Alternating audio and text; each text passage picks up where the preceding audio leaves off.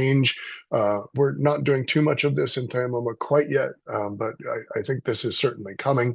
And so we call this adaptive RT. And what that does is it allows us potentially to treat the tumor or the clinical target volume with no margin for setup error and no margin for daily day variation, because we can adjust it every single day. How does that work? We bring the patient in, we have a pre-plan that's done on a simulator. We bring the patient on the day of treatment, we acquire the CBCT, the anatomy is reviewed, and this allows us, the computer will try to do a deformable image registration and recontour everything for us. On the system, the physician and the physicist sit at console, review the targets, review the volumes. The plan is then recalculated on the fly. This whole process takes about 10 to 15 minutes. We do a confirmation cone beam CC prior to proceeding, and we deliver the treatment. Where is this headed? So on the treatment planning side, we're all really very hopeful that it will be able to do full segmentation, including the tumors, the areas at risk. I think one of the things that, as these things become more and more sophisticated, you can imagine an interactive AI or VR graphical user interface. You could even potentially get the surgeon in, maybe even on their phone, to look at this with you. And in this case, you're sitting there, and it becomes much more like a virtual OR suite, where you can then identify all of these areas. The computer gives you a very good starting point, and you can then quickly manipulate those with easy, intuitive tools. The idea of the self-driving RT technology, I think, is really powerful. And this is essentially, you work with this VR interface, you have zero margins, you make the plan on the fly, on the table, and you actually deliver it, and no simulation is needed.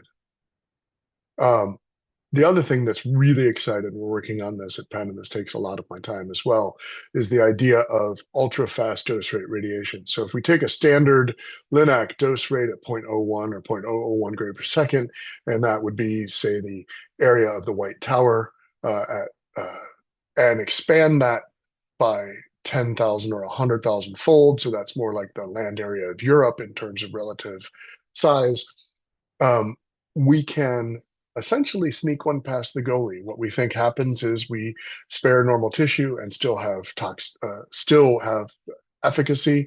This allows us to treat ultra hypofrac to very large areas. And again, we're just starting our first in humans with protons. A small number of patients have been treated around the world.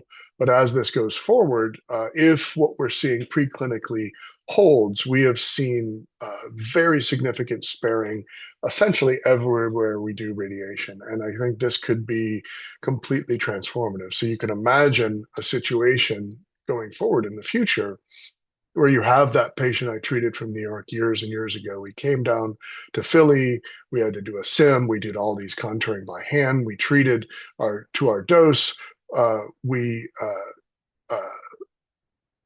had to treat this over 7 weeks of 1.8 gray per fraction. Now, what we could easily do with this is something like 60 and 15, or some reasonably modestly hypofractionated dose, 5250, something like that, and 15.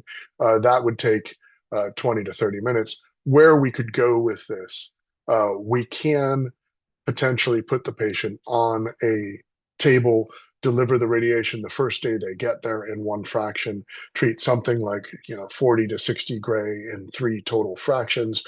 Each fraction takes 5 minutes, and the beam would be on for 30 milliseconds. And this would be, I think, revolutionary. And I think one of the really important things here is, as this technology improves to this point, you could potentially think about it centralizing at very large centers, because the opportunity cost to come into town and get a few treatments with radiation at the highly sophisticated centralized facility would really potentially disrupt the ecosystem for how we currently deliver care. It's something to think about.